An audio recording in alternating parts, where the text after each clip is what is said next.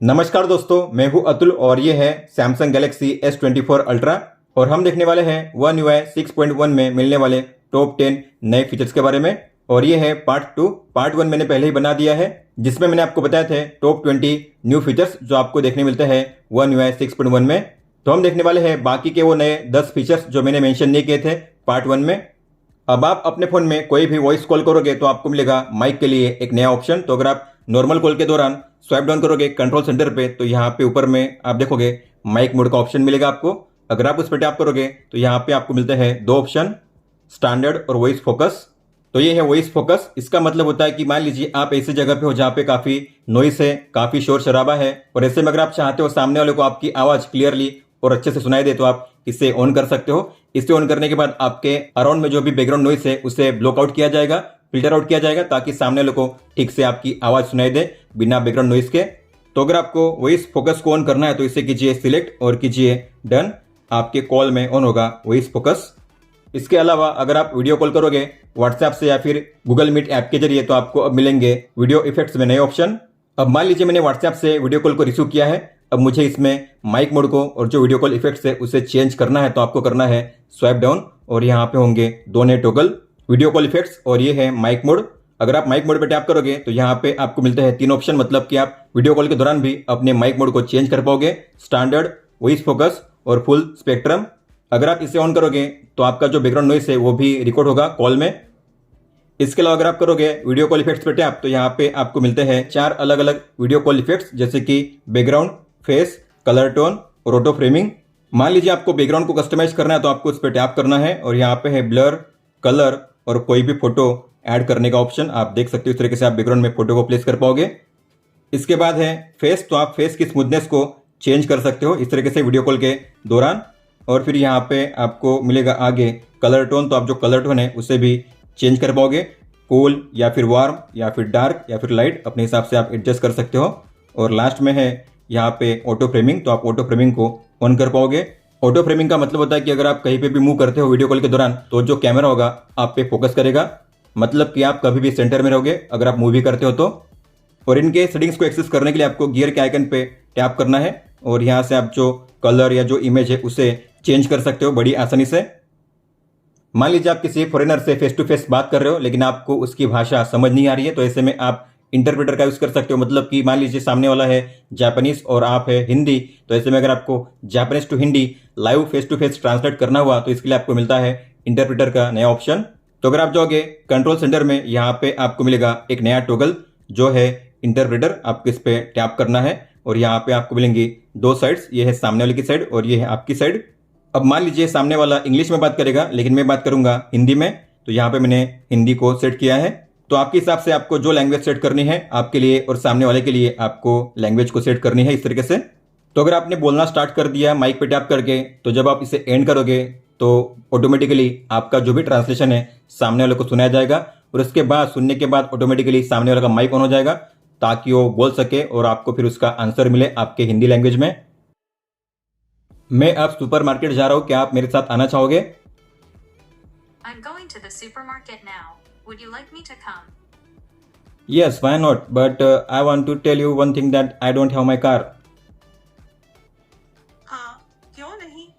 लेकिन मैं आपको एक बात बताना चाहता हूँ कि मेरे पास मेरी कार नहीं है। और जो भी आपने अब तक इंटरप्रेट किया है आपको देखना हुआ हिस्ट्री, तो यहाँ पे है रिसेंट्स का ऑप्शन, रिसेंट पे टैप कीजिए और ये है आपके हिस्ट्री। आप कॉपी कर सकते हो किसी भी टेक्स्ट को या फिर उसे फिर से प्ले कर सकते हो इस तरीके से। कहाँ से आप उनसे देर से आए हो? अब आप अपने फोन में अलार्म के लिए भी बैकग्राउंड को सेट कर सकते हो। तो आपको क्लॉक ऐप को ओपन करना है, अलार्म पे टैप कीजिए, तो जो भी अलार्म आपको सेट करना है उसे ओपन कीजिए और यहाँ पे अब आपको मिलेगा नया ऑप्शन, ये है अलार्म बैकग्राउंड। आपको इस पर टैप करना है तो यहाँ पे है क्लॉक स्टाइल, आप इसे भी चेंज कर पाओगे।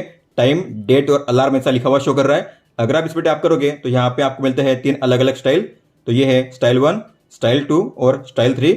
आपको जो स्टाइल चूज करनी है उस पर सिलेक्शन कीजिए और इसके बाद आपको बैकग्राउंड को चेंज करना है तो आपको बैकग्राउंड पे टैप करना है ऊपर में।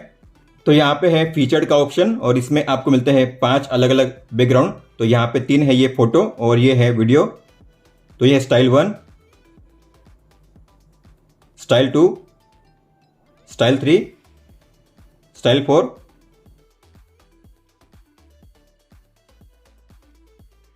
और ये है स्टाइल 5। इतना ही नहीं, अगर आपको बैकग्राउंड पे अपनी कोई भी फोटो या वीडियो सेट करना है तो वो भी कर सकते हो। आपको बैकग्राउंड पे टैप करना है और यहाँ पे मिलेगा आपको गैलरी का ऑप्शन, इसे ओपन कीजिए। आपको जो वीडियो या फोटो सेट करनी है आप उसे सेट कर पाओगे। मान लीजिए मुझे करना है इस बैकग्राउंड को सिलेक्ट, तो मैं इस पर टैप करूंगा और करूंगा डन। फिर आपको करना है सेव। तो जब भी आपके फोन में अलार्म प्ले होगा आपको मिलेगी वही स्टाइल जो आपने चूज की है और आपको शो होगा वही बैकग्राउंड जो आपने चूज किया है।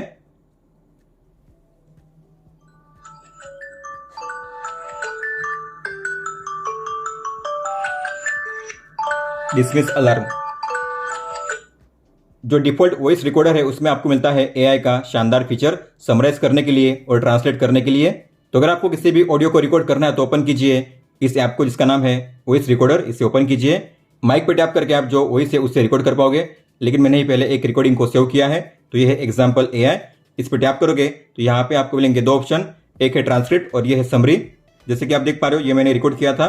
Hey guys, this is Atul and in this video we are going to see how to hide your तो जब आप किसी भी ऑडियो को रिकॉर्ड करोगे आपको दो ऑप्शन मिलेंगे। अगर आपको करना है ट्रांसलेट तो यहाँ पे आपको मिलेगा ट्रांसक्राइब अगेन, इस पर टैप कीजिए। फिर यहाँ पे आपको सेट करनी है लैंग्वेज, जिस लैंग्वेज में रिकॉर्ड किया गया है उससे कीजिए सिलेक्ट और कीजिए ट्रांसक्राइब। इस तरीके से होगी प्रोसेस और आपकी जो वॉइस है वो कन्वर्ट होगी टेक्स्ट में, जिसे कहते हैं ट्रांसक्रिप्शन। तो आप देख सकते हो यहाँ पे टाइम के साथ आपके ट्रांसक्रिप्शन शो करेंगे वॉइस टू टेक्स्ट। और अगर आपको करना है इसे समराइज, मतलब कि एक्चुअली में क्या कहा गया है इस रिकॉर्डिंग में, तो आपको समरी पे टैप करना है। फिर आपको करना है समराइज और यहाँ पे इस तरीके से होगी प्रोसेस और यहाँ पे आपको मिलेगी इसकी समरी। तो यहाँ पे है कीवर्ड्स, इसके अलावा समरी में टॉपिक और जो टाइम है शो किया जाएगा और ये है सब टॉपिक्स, इस तरीके से आपको बुलेट में शो किया जाएगा। मतलब कि ऑडियो रिकॉर्डिंग किसके बारे में है, शॉर्टकट तरीके में आपको इस तरीके से समराइज किया जाएगा। और अगर आपको इसे करना है ट्रांसलेट या समरी को, तो आपको ऊपर में मिलेगा ये ट्रांसलेट का ऑप्शन, आपको इस पर टैप करना है। फिर आपको इसे करना है हिंदी में, तो हिंदी कीजिए और कीजिए ट्रांसलेट। तो आप देखोगे हिंदी में ट्रांसलेट हो चुका है, ट्रांसलेट भी और समरी भी, इस तरीके से आप देख सकते हो। सेम तरीके से अगर आप यूज करते हो सैमसंग इंटरनेट ब्राउजर को तो यहाँ पे भी आपको मिलता है गैलेक्सी एआई का फीचर।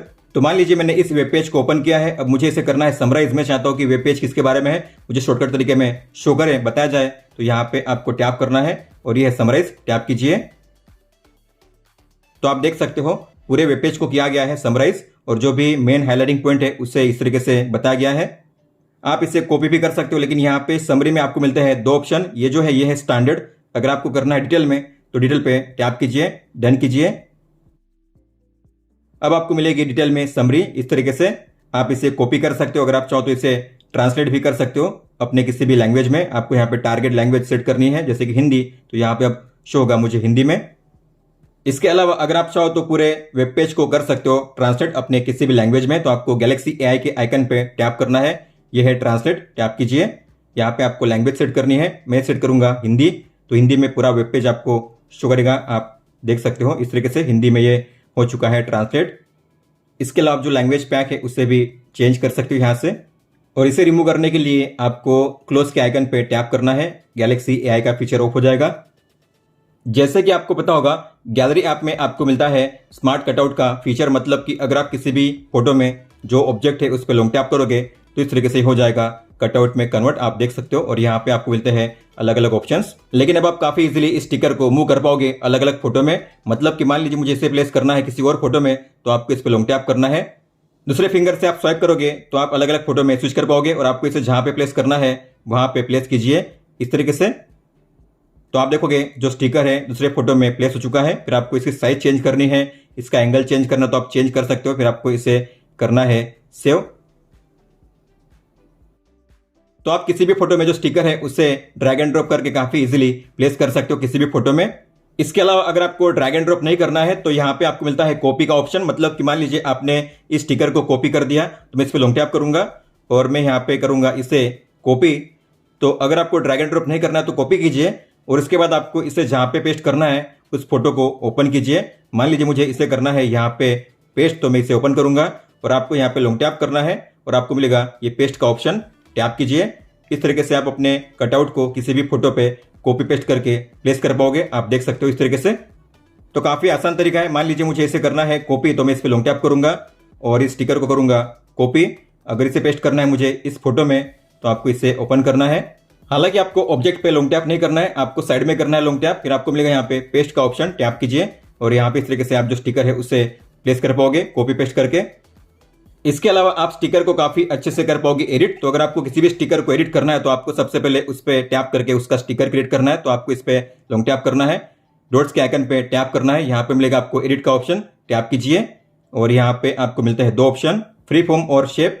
तो मान लीजिए आपने किया है फ्री फॉर्म, तो आपको नेक्स्ट करना है मिरर करने का ऑप्शन और नीचे है रोटेट करने का ऑप्शन। और ये है आउटलाइन जो पहले भी थी, आप जो थिकनेस है आउटलाइन की उसे सेट कर पाओगे और जो कलर है उसे चेंज कर पाओगे। और यहाँ पे ड्रॉ, तो आप ड्रॉ भी कर सकते हो अगर आपको ड्रॉ करना हुआ तो। मान लीजिए मुझे ड्रॉ करना है इस पेंसिल के जरिए, तो आप यहाँ पे ड्रॉ करोगे इस तरीके से, सेव कीजिए। और अगर आप इसे करोगे सेव तो आपको मिलेंगे दो ऑप्शन, सेव एज इमेज या फिर सेव एज स्टिकर। तो आपको जिस फॉर्म में इसे सेव करना है उस फॉर्म में आपको करना है इसे सेव। तो इस तरीके से आपका स्टिकर हो जाएगा सेव, आप देख सकते हो। इसके अलावा आप ड्रॉ का यूज करके अलग अलग क्लिप आर्ट को भी ऐड कर पाओगे। आपको ड्रॉ पे टैप करना है, पेंसिल के आइकन पे टैप कीजिए और जो लास्ट वाला है उसे कीजिए सिलेक्ट। अब मैं अगर यहाँ पे कोई भी शेप ड्रॉ करूंगा, जैसे कि मान लीजिए मुझे ड्रॉ करना है कोई बिल्डिंग, तो यहाँ पे आपको मिलेंगे अलग अलग क्लिप आर्ट आपके ड्राइंग के हिसाब से। आपको जो क्लिप आर्ट या बिल्डिंग प्लेस करनी है आपको इस पर टैप करना है। आप इसकी साइज भी चेंज कर सकते हो इस तरीके से। और अगर आपको इसका कलर चेंज करना तो आपको कलर चेंज करना है इस तरीके से, आप देख सकते हो। तो मान लीजिए मुझे स्टिकर को सेव करना है, तो मैं करूंगा सेव एज इमेज। तो जो स्टिकर या इमेज आपने सेव की है इस तरीके से आपको शो करेगी, आप देख सकते हो। अब आप अपने स्टिकर को अलग अलग फॉर्मेट में या फिर स्टाइल में सेव कर सकते हो। आपको किसी भी फोटो पे लॉन्ग टैप करना है और यहाँ पे मिलेगा आपको सेव एज स्टिकर, उस पर टैप कीजिए। फिर यहाँ पे आपको मिलते हैं 5 अलग अलग स्टाइल। आप इसे इस तरीके से मैक्सिमाइज भी कर सकते हो। तो ये है ओरिजिनल, ये है आउटलाइन, ये है कटआउट, ये है विंटेज और ये है कार्टून। तो अगर आपने इसे डन किया तो स्टिकर पैक में से होगा। और जो भी आपने स्टिकर सेव किए हैं अगर आपको उन्हें एक्सेस करना हुआ तो आपको जाना होगा एडिटिंग में, स्टिकर्स पे टैप कीजिए, स्टिकर्स पे टैप कीजिए और ये है गैलरी का आइकन, उस पर टैप कीजिए और यहाँ पे शो करेंगे आपके स्टिकर्स जो आपने क्रिएट किए हैं।